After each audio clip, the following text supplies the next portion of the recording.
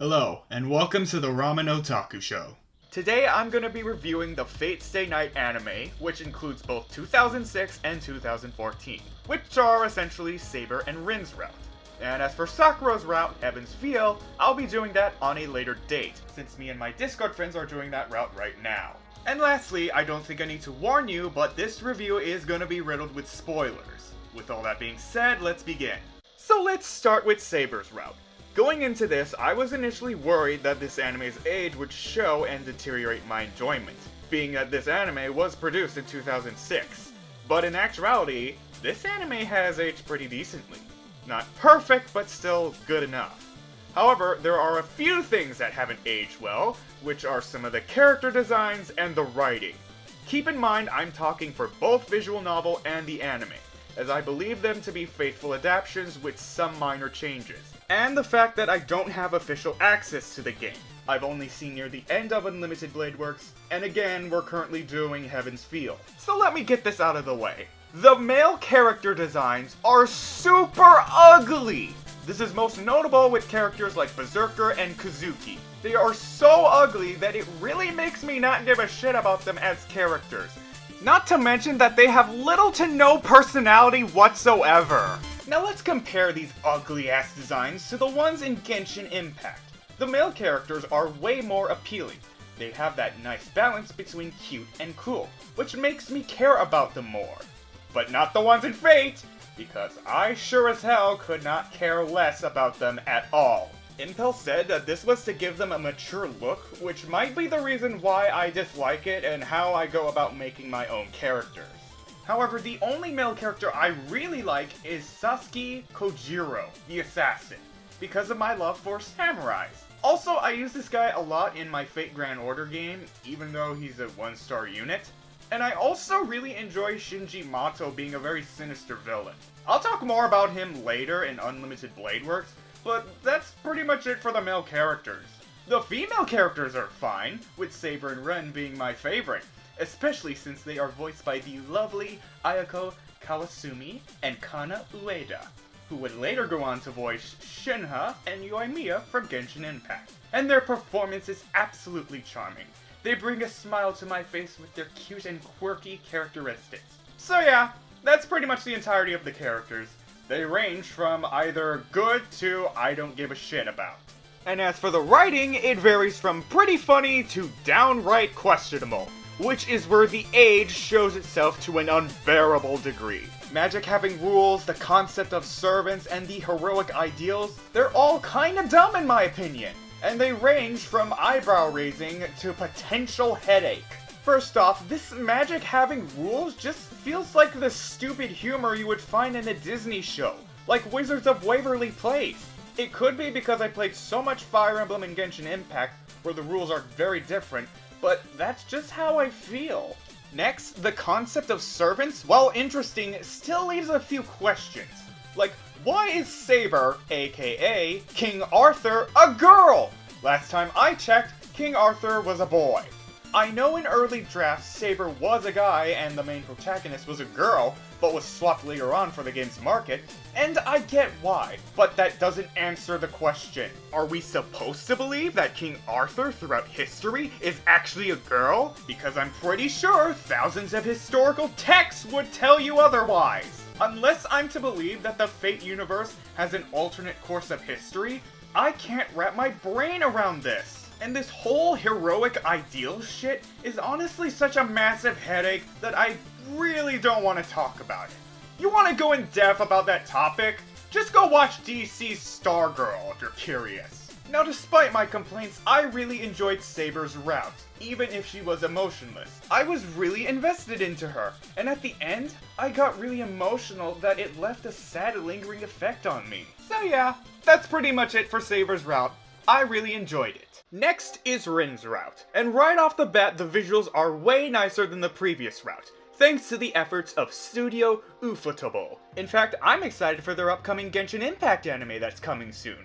But back to Fate. Now, going into this, I was expecting to see a lot more familiarity, but the choices here do have a much different outcome compared to Saber's route. I'm sure it's just the effect of the anime's writing, but it really does feel different, which certainly has me surprised. And best of all, the characters have a lot more charm in their personalities. Now, even with all of these improvements, that unfortunately doesn't resolve the issues I still have from the previous route.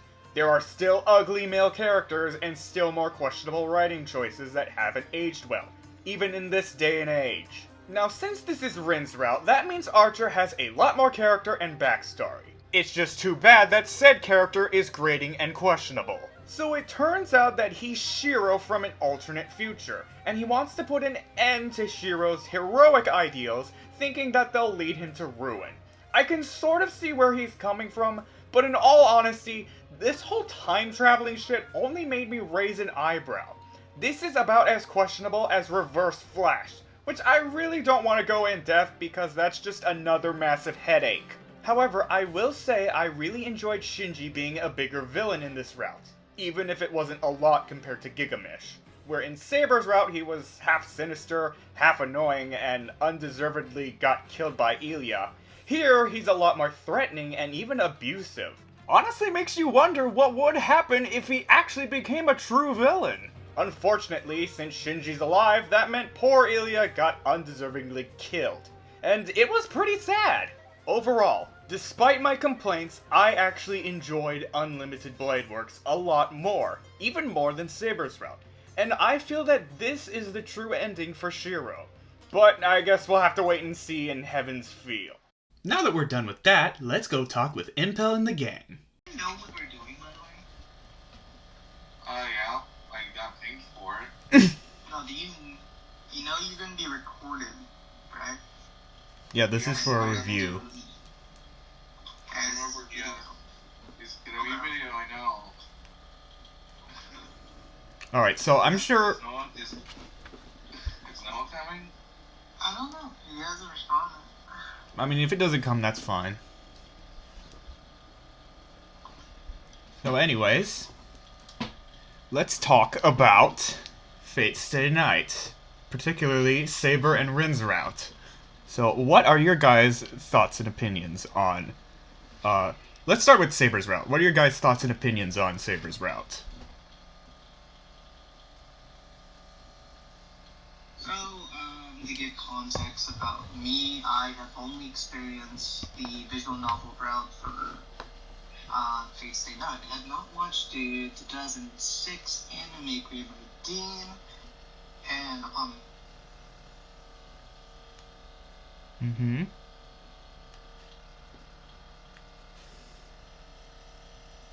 Impel? both. Uh-oh, I think he's cutting kind out. of like the positives and negatives of that arc in general. I like Saber. Saber in that route is actually... It's actually done kind of dirty, in my opinion, in the first part. How And so? also, in the first part, I don't like the characterizations of a lot of the characters in the visual novel. And here's the thing. I only did the route once, and I was there with a couple of friends, and in many ways, that the first half that first half was pretty good, but then when you get to that slog of the second half, and it's just the undertone, like, I don't know, I don't particularly like Shiro in this one either, even though I kind of get it. Yeah. And Ren, Sakura's completely wasted, by the way, she's not even theirs. Mm-hmm. I mean, yeah, as I said in my review, like, this whole heroic ideal shit, is, like, it's kind of, it's just a headache in my opinion. No, I know, that, for me, I like that part. That was the best part of it. I mean, I get it, but... It's the best part about it for me. That was like Shiro's main thing. Say, okay, we made the joke that he wants to be Batman. Well, that's who he is. It's just his, like, weirdly, I say it is kind of a flaw, his sexism a bit.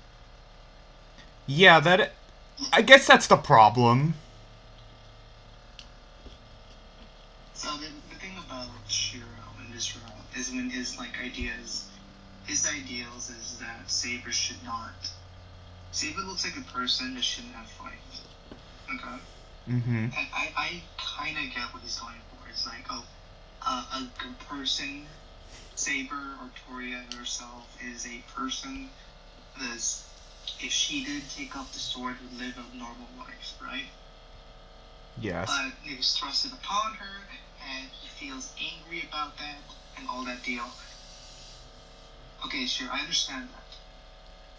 But you're also implanting your own beliefs on another person, and Saber made it clear what she wants. There's this, like, the argument in where you're wrong for wanting your beliefs, and I don't like that. I really don't. Did they do that differently in the 2006 anime? Do you understand what I'm saying, Otaku? Yes, and I mean, as I said, I haven't played the visual novel, so I don't really know. I'm just assuming that it's the exact same thing with minor changes. No, there's differences. There's differences. Yeah. I'm sure. I believe, like, there are some elements of, like, the other routes incorporated into them. They are routes that, for 2006, I can't say that far, but there's also, like, this weird way that they love to describe. I can tell that the author really likes Saber. Mm-hmm. Like, really likes Saber. That's probably his favorite. It's just, like, the cringy dialogue of them always describing Saber is kind of, like, lame. It's kind of good, like, it's always like, okay, oh, the most beautiful girls. Oh, you can see, like, okay. Well, I guess, like, if he did like Saber so much, then wouldn't the route be, like, a little bit longer? Like, I don't know, just as long as Sakura's route, Heaven's Feel, because Heaven's Feel is apparently 3 movies long. And No, it just bends with content, but it's not, I know it's not as long as Unlimited Blade works. Like, through, like, if you just put, like, autoplay, they're roughly the same, I believe. okay. Yeah. Okay, you're gonna play that game. Unlimited Blade works is 24 episodes and 24 animes. Episode anime. Yeah, I guess let's get to Unlimited Blade Works then, if Kai doesn't have much. See this, okay. The main players for Fate Stay Night. Archer's taking out early, so he's not a factor. Mm-hmm. And his, like, even though his presence, Rin and Archer's interactions at the beginning is just perfect. I like that prologue. The prologue was great. Mm-hmm. And I knew the twist. I was reading to people who weren't watching it, who did not know the previous things. Oh, Rin's the main character. It's like, no, but Rin's pretty good. He's a pretty good character. I like the characterization. It was really cool. Yeah, The Silent magic Rin. system was well explained and is very consistent throughout the Fate media and other sources. And I don't know, it's just like Shiro, and then there's Lancer. Lancer was super cool. And then we get our first encounter with Ilya and Berserker, which is, honestly, this is just straight up, basically, just like, oh, here's the introduction of the main characters. Mm-hmm. Including some minor ones, who will be elaborated later on. I don't know. I think that was cool. I just think Shiro's perspective on this was one of the weakest, and I think it's either the author did not understand these characters, or wasn't used to writing these characters just yet to get to, like, personal, like, all there's, like, what makes them them. They're like 80% done. They're almost there, but not quite. I guess, but, like, this is, like, what, isn't this, like, his second project? Because, like, before Fate, there was Tsukihime? Yeah, Tsukihime, the vampire one, which is also another series that goes into roughly in the same continuity, kind of. Actually, that's where the church and the mages and some of the magic system comes from. Oh, Tsukihime Melty Blood. I thought Tsukihime took place in an alternate universe parallel to Fate. Excluding... It's more like, I think it's kind of like side character. It's like a lot of the concepts Oh, carry over, that makes sense. but there isn't a direct thing because we don't see Shiki or Alkadites. We just can see it's kind of like it's like fake media. It's only in it when they introduce it. I see. Basically, that's all I confirm. Otherwise, it just can be inferred. I see. That's how I treat it, basically. Especially this main Fate timeline. Mm-hmm. Okay. The thing that pisses me off the most of this Fate Stay Night, and kind of really soured my taste Mm-hmm. for Sprout in general, Saber's route? Was this one scene, Mm-hmm. apparently. And they did it differently from the 2006 anime, is when they're escaping Ilia's castle, okay? Yes. Archer sacrifices themselves and has that fight with Berserker. We don't see that fight in the visual novel, but we get this scene and where Mm-hmm. Rin, Saber, and Shiro in a abandoned house, and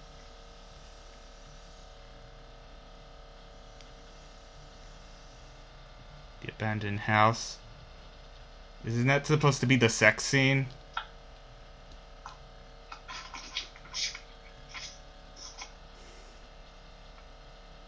Impel? yep, it is the worst sex scene in my opinion. I see. Okay, so I guess my guess. So my guess was right. It is the motherfucking worst. It is the funniest dialogue, in my opinion. I laughed my heart ass off.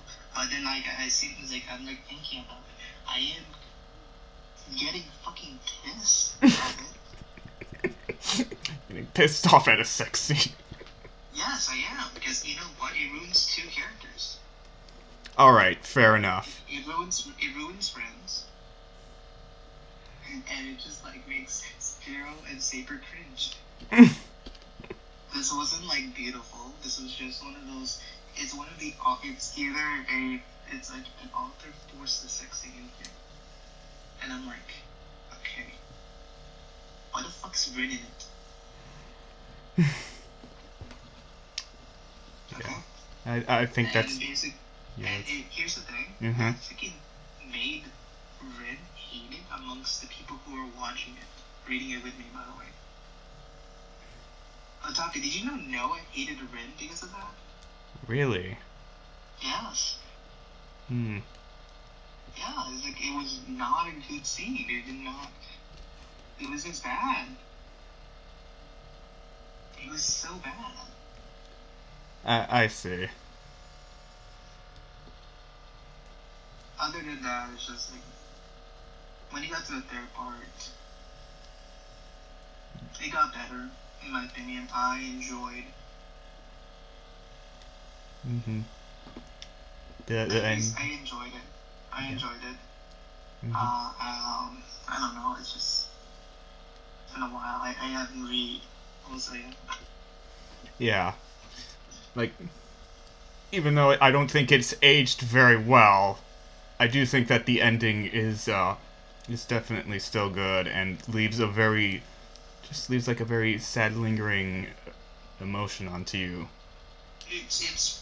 Here's the thing. I love reading Saber's backstory. Saber's backstory was great. The dialogue, the monologues, but it was really great. Mm-hmm.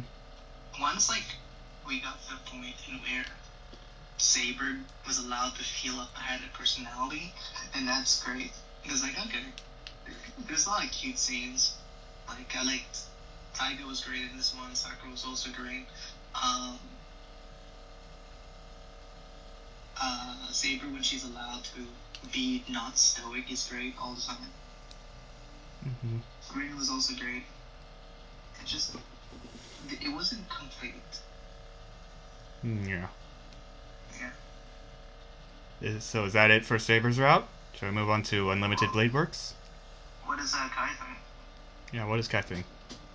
What do you think, Kai? With Saber's route, I mean, it was kind of a nice introduction to Saber because I kind of knew the person somewhat, and a lot of you guys were all like, "Oh, what kind of hero do you think she is?" And I was like, "Well, the only well-known sorcerer I know of, it's kind of King Arthur, and and stuff." So I thought it was pretty interesting of the way they introduced her, but then I kind of hated in the middle near the end where they kind of just forced something that kind of seemed unnatural for the moment in the situation kind of deal. The like sex if they're scene? out on a day, having a great day, or feeling liking of each other, I could see that happening. But in a very stressed, highly dangerous, nowhere death situation, and for them just to have sex right there in the entire, and then Rin supporting Saber, and then telling Shiro, all right, let's do this. It's you're not even doing anything. You're just kind of here just to kind of make it harder. I don't know if that was the writer's idea or not, but from my understanding what that is that it just seemed a bit too awkward and too out of place for a really serious situation of that whole story for Saber's route. And then the ending, I kind of felt displeased somewhat because it's he kind of fell in love with someone and then lost, his virginity to something that's not even real. Kind of a sad ending to him, in my opinion. That, he'll never find love again, basically, because he already made love with somebody that basically never existed.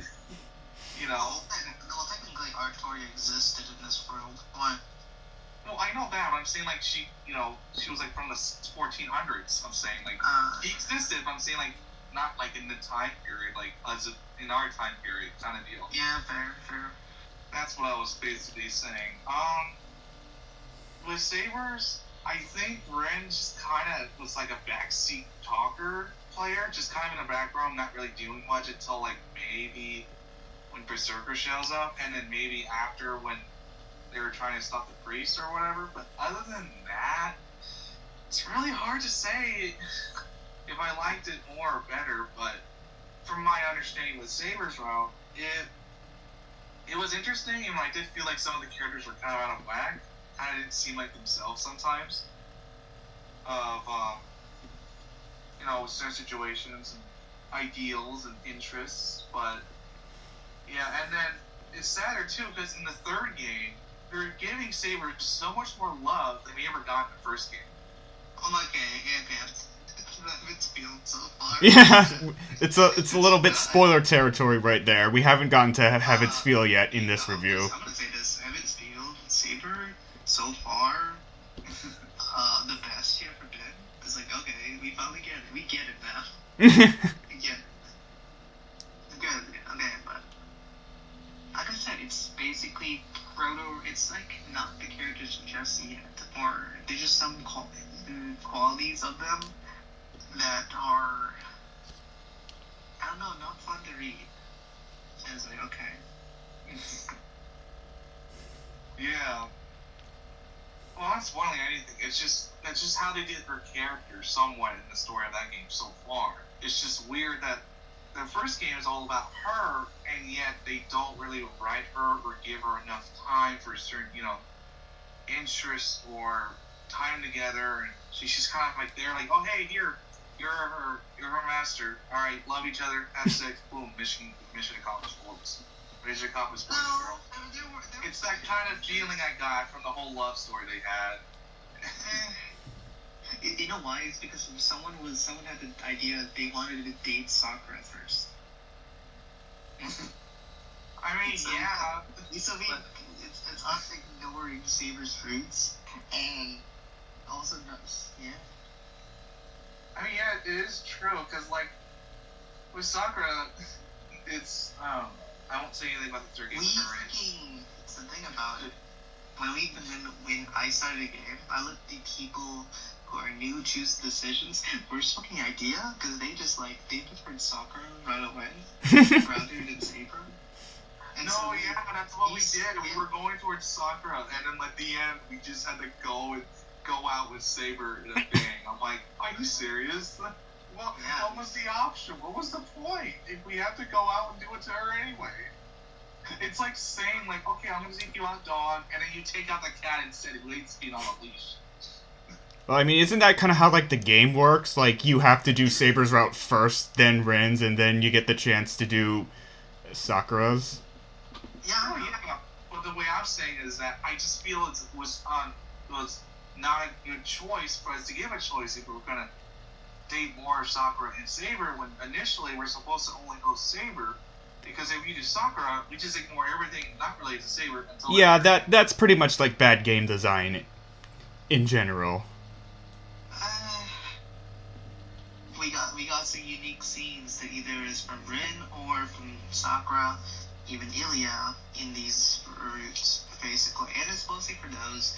How visual novels are supposed to work is that you go through a route, and then you just explore everything, you just read everything. That's just how visual novels work, okay? Mm-hmm. No, yeah, I'd be fine with that if it gave us more No, stuff. but the thing about it, some people fucking stop me from playing the visual novels as intended, because no one wants to experience the bad endings. I'm looking at both of you guys. Okay. Well, that's for a whole different reasons, but, you know, Oh my we're trying to gosh. follow the main story. Because it's like watching an anime and then getting a two-choice story when you have no idea which either one's going to go forward unless you know everything. Right, that's the fun part about it. It's just that it's dangerous, and then you get like a whole unique thing that like you don't get to see. Did you know we get to see Caster early into the Saber route, and that's a bad ending, by the way. And we don't get to see her until like the end of that one. I mean, that's true, but That's the thing about it. That's how it's supposed to be played. Okay. basically tell us if you got one thing or another, right? The thing about it, fucking Umanega's spoiled you. Okay. I see. Yeah. I think that's all I have to say for Saviors, bro. Alright, then let's move on to Unlimited Not the Blade best. Works, then. So, Impel? To be fair, Unlimited Blade Works, a complete step up in almost every way. Yes. So it doesn't work. Unlimited Blade Works does not work. Like you don't get the, it doesn't hit as well until you experience the Fate Day Night route. Because there is some in Unlimited Blade Works. There's a lot of subversions. Otaku, you came in early for the Unlimited Blade Works route. So have you experienced the early parts of it? I don't remember. I mostly remember, like, the sex scene and, like, near the end. Okay. Yeah, that's what he was in. That's what he was in. Okay, then what's the point of this discussion? I mean, we're discussing both the anime and the visual novel. Did you finish the anime? Yes, I did. Okay, So, I believe that in this one, where Archer and Shiro's rivalry was actually one of the best reads in my opinion. And I think the people who read it with me enjoyed it too. I dearly enjoyed Unlimited Blade Works, and because after reading Fate Stay Night, it has a lot of those subversion parts, you know? Lots of subversion parts. Like Ryder and Shinji, Ilya and Berserker. Do you get my point? well, okay, can I be a little bit more specific? So when like Ryder and Shinji were a big deal in Fate Stay Night and they were an actual fight. Mm-hmm. Remember how they get fucking one-shotted in freaking Unlimited Blade Work? Yes. Yes. That's a subversion, you know that, right? Uh-huh. Because, yeah, there's a big deal to fight, but now they got one shot and then new opponents show up. So is Ilya and Berserker. Kind of deal. Yeah, like, Shinji was, like... Okay, here's the thing. I really enjoyed Shinji being like a much bigger threat, even though it wasn't as big as compared to Gilgamesh. But one thing it was really sad seeing Ilya die. Like, I felt really bad for her. And, you know, thinking about it, I kind of feel like Shinji deserved to die more. Kind of like in the first route. This is Shinji's, like, good ending, by the way. I mean, yeah, he does survive, but still. Like, was it really worth it killing this little girl? Ilya's not human, so it doesn't matter. I mean, I know she has magical blood inside of her. And she's like... Not human, so it doesn't matter. I'm kidding. But still, I kind of felt bad. I know, it's supposed to feel bad. It's supposed to be. But the thing is, like, I feel like Unlimited Blade Works is the true ending, but maybe my opinion will change once we get to Heaven's Feel, the end of it. Unlimited Blade Works has the coolest dichotomy, because there is the Archer and Shiro argument. So, Otaku, what's your opinion on that when you watch the anime? Well, as I said in my review, it only made me raise my eyebrow. Because, like, Why? this whole time traveling shit is, like, such a massive headache. Because, I mean, like, time travel's already, like... I mean, time travel can be done right. Like, but still, like, Wait, this thing... Maybe I should... Wait, It's- maybe I should have seen your review first. You didn't see my review. Oh my god. Okay. No, you didn't promote it. You want me to explain to you how the time travel works? No, I don't want to because it's just a fucking Okay, headache. so basically Archer is a future version of Shiro. Uh-huh. I'm just gonna say this. It just basically a version of Shiro became a heroic spirit, so Mm-hmm. And, like, I get the whole man versus self type of thing. man versus self. That's what they were going for. But, like, all of this just feels kind of dumb. This feels like a worse version of Reverse Flash. You sort of get what I mean? I don't know. I feel like arguing this is just gonna lead to more headaches and confusion. No, I feel like we need to unpack this because for me, genuinely, I thought this was the heart of Unlimited Blade Works. It's the main point. Uh-huh. And I'm like, okay. And you just, the thing about it is that think about it, someone challenging Shiro's ideals. And in many sense, it is a challenge. Okay. That challenge led on unquestioned Fate Stay Night. Now, in the forefront, Shiro needs either step up or die with his naive ideals. Mm-hmm. And who's the worst person to tell him that? A person himself who experienced it and had nothing but tragedy. Yes. That is like, okay, any person other than Shiro would fall to that, okay? And he makes a lot of good points. So many good points. Your idea is a borrowed ideal. Your conviction will lead you to ruin. Mm-hmm. This side, it's freaking like, it's true. This is what's gonna happen. But Shiro does not falter. He does not do anything because it is a moral good. He still believes because it's to him. It's being that person of that moral good standing. Really, to put it amongst everything else, and even it's like he will deny and defeat the bad existence, but it because of that beautiful act his adopted father did. I thought that was good. I thought it was powerful. Mm-hmm. It's one of the most powerful scenes in the entire run. I get that. I guess I'm just like, I don't know. I guess I was just turned off by the whole time traveling thing because it just felt like Reverse come on. Flash. Heroes from the past are coming to the future. That I don't know. That's just my opinion. But yeah. I'm sorry, Toppy, that you couldn't get the nuance of it. Oh my god. It's fine. It is.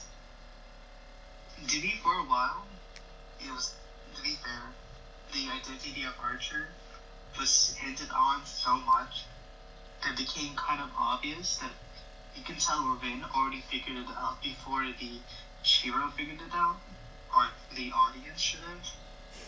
Because there's so much clues. Yeah. And basically, Archer being the most Swiss neutral self, and him being the most badass is great. Mhm. So Kai, what do you think of Unlimited Blade Works? Renjiro? It's hard to say because it's like I try to understand her character a bit in the entire game. With her being like I think she's the second most realistic person he could possibly be with in some sort of way. And I think the writing, for the most part, it did set everything up. It wasn't weird or cringy at times, or really out of the blue, nonsensical. So I would say the writers for this one actually stood it up a lot better than, say, the last game was for me. With the second game, I think Rin was pretty good. She was decently interesting, kind of cute at times, especially her outfit. No questions about that. And with her servant as Archer, it's funny that it's a future version of himself, but disbelieves everything that the current shooter we know of believed in at the time. Yeah, but he still cares about Rin. It's great. And he still cares about Rin, even though he kind of betrays her near the end. He's all like, hey, this is just debated. I was working with you guys the whole time. You know, even though I wanted to be free. Archer was gonna kill Shiro, but let Saber take Rin and just win the entire thing. Yeah, just basically that. Yeah. It was really, yeah. Because from that, yeah, I would say everything was stood up a lot better and stuff with that whole thing. And I'm trying to remember what else. I think I forgot a lot into the second game. With oh yeah, Elia dies. I forgot. She gets killed in that game. Yes, and it's really kind of sad. Gilgamesh. I'm like, oh, okay. I guess that explains the clip scene I've seen a couple times on YouTube. Why this little girl has her eyes slit and she gets killed. I'm like, oh, okay. I'm like, all right. That's definitely a different direction than the last game was. I think the first game for me was like an early 2000s really bad superhero movie. And then the second one, it's like a mid, almost perfect, superhero movie that everybody wanted, kind of deal. To be fair, the Ilya scene, the Ilya fight, Gilgamesh Berserkles, was probably it just basically shows the bond between Hercules and Ilya on a much more deeper level. And kind of I think this is basically Hercules. The story of Hercules is that, he suffered madness, and that madness he killed his family, his wife and children. And in this part of the story, he could redeem himself by trying to save Ilya. Even through the madness, he is a hero at heart, and he acts like he acts as a surrogate father to Ilya, where Ilya doesn't have one. Mm-hmm. Yeah. I think that's Hercules is basically kind of a big brother or something to her, because she kind of got ditched in the forest with him, and then they wolves came in. Yeah, wolves came in, and Hercules beat the shit out of them. Yeah. Old bars, pretty awesome. And with her not having any family besides maybe her grandparents, which they didn't seem to care a whole lot from what I remember, besides just being there. They cared a lot. Oh, they did? Oh, They did care. I just don't remember them seeing him in the game, so I just assumed that they were just kind of in the background. So I think, yeah, with Ren's route, I think it was pretty good. I thought the plot twist near the end was kind of intriguing, finding out that Archer was just, you know, a future version of Shiro himself, which is more mature. I'm not fucking Red, but if I look at your review and you say so much wrong shit, I'm gonna rant to you. Then we'll have to do a follow-up on this section. I'm gonna follow you up and say Otaku is wrong. It's gonna flow, yeah. You're gonna post that on your YouTube channel? No. Oh. I'm in the mid. Yeah? So from my understanding with the second game, I think it was decent overall.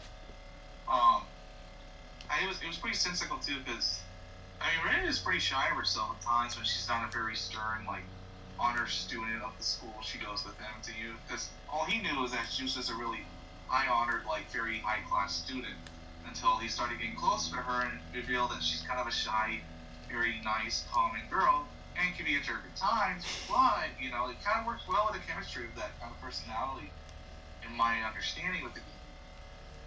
Mm-hmm. So far, yeah, I think that's my review of the second game, too. Yeah, I do kind of feel like Unlimited Blade Works is like the true ending, as I said, but of course we'll have to wait and see until Heaven's Feel. You just saying that because Fate Stay Night is sad. I mean, I mean, I guess it could. I guess some people would also assume that Saber's route is the true ending. No, because here's the thing. Ilya doesn't die in Saber's route. It's just Shinji does, and I mean, he's kind of a jerk. Okay, Caster and Urbaster are pretty cool. Let's talk about them. I love Caster and Koji. Do not make me shut off this recording. And just end it here. You don't like that? Wait, you don't like that? I mean, Caster, I just don't care. Caster is such a great. I love Caster so much, and she has the sexiest voice in Japanese, so basically, it is the sexiest voice. She won that award at voice actress. I love Caster, and I love that pair because it is a parallel to Shiro and Rin, and it's great. It's a good pair. It's also this fucking Holy Grail War is full of exceptions apparently. Oh my gosh. Yeah, I like that pair. They're a fun challenge. She's strong. I like Caster. She's such a nice person. Saber Otaku. Yeah, well, I like Saber and Rin. Okay, they're best girls, and you can't tell me otherwise. If you watch Carnival Phantasm, it's hilarious. Uh-huh. Because in that one, they made Caster obsessed with Saber and buying Saber models. It's kind of funny. Alright then. Yeah. And it's so cute, because I like the relationship. They're like a husbando and wife. Great. Oh yeah, that reminds me. I thought the teacher dude in the second game was just kind of really awkward and just It didn't was so cool. I love it. weird. Especially when He was Saber so like cool. commented about it when he was walking by her. She's all like, "Wow, he has like perfect breathing of a human being I've ever seen before." It's like shut the It's like fuck up. it's a martial arts thing. You don't know that? No. I did not care about that guy in both routes. He was so cool. What are you talking about? I don't know. He seems kind of boring to me. I know, right? That fun summons! You can do that! Oh my god, you guys are lame. You guys are all lame. I mean, if you could get a girl to do that too, I might like it more. But with the guy, Oh my it's god, completely yeah. boring.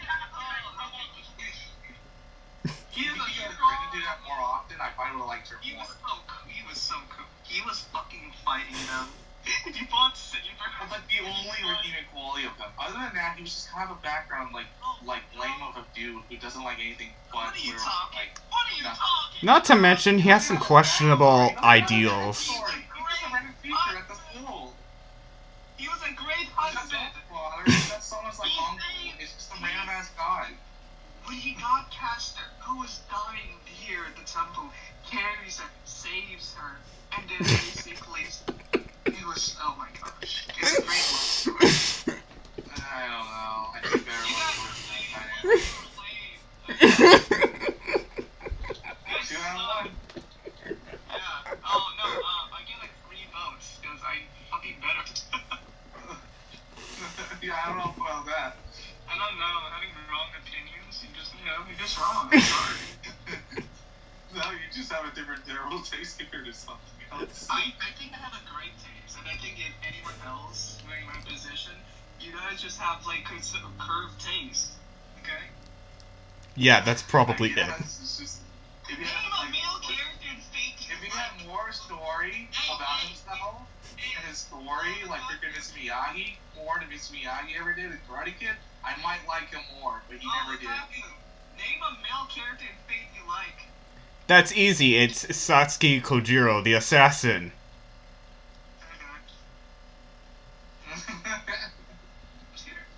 He was even more interesting than fucking the teacher dude. Yeah! He's a better assassin than that guy. He was great, yes. Like, here's the thing. He was willing to die for his wife, okay?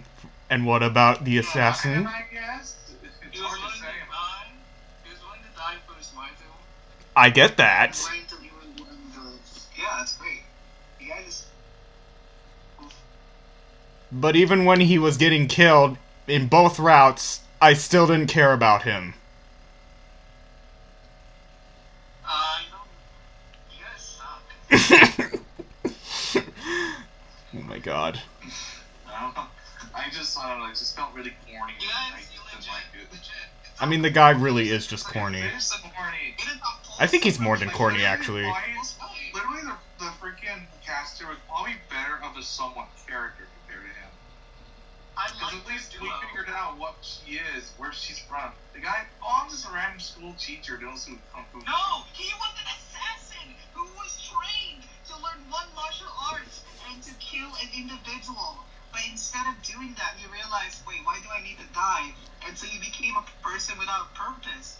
And then he became a school teacher. And Okay, that's a different story. That's somewhat better, but I don't know. it could have been done better. He was there to kill Taiga. He was there to kill like Yakuza. Yeah, because Taiga is like linked to the Yakuza. Okay. I don't even remember that. Me neither. I just remember he was just a random kung fu guy. That's outside. I think that's like outside media thing. Oh my god. Okay. It was really fun. I think that's just the abridged. Limited Blade Works abridged. Coloring my. God damn it. Clouding your mind and knowledge. He was so cool. It was I like funny. this thing. This snake martial arts was a fun technique. Okay, it was great. I guess you wanted a snake guy from One Punch Man, who's like a B class. To be fair, I think that's the same. It's the same martial arts. Just Okay. different poses and stuff. I think it's. I think yeah. Because the guy has like his hands downwards, while the other guy has his one hand out, his other hand in his side of his chest. Oh my god. The thing about it, So I for don't know. that, with that being said, I think that's my end of the thing. I think. I don't. Here's the thing. Both Shiro and that guy have balls to fight against a servant. Yes. At all, okay? Any human that tries and can keep up to a servant are pretty cool in my book. I'm gonna say that. Okay? Okay. It is cool, but it's like there's just nothing behind it to me. It's just cool, you can fight a servant that's like basically supposed to be like 50 times stronger than an average human. He was being enhanced by Caster's magic, by the way. Mm-hmm. But the techniques for all. See? troll him. That's why he lost to Archer. Because he's a close distance fighter, where Archer's a distance fighter. Yeah. Alright. Are you done with your rant? I guess he's done with his rant. Okay. I guess I'm gonna end this section here. So yeah, thank you guys for watching, and we'll see you next time when we get to Heaven's Feel. Whenever that's gonna be. Because my god, it's a long route ahead of us. Right, Kai? Yeah, baby. Alright, bye-bye.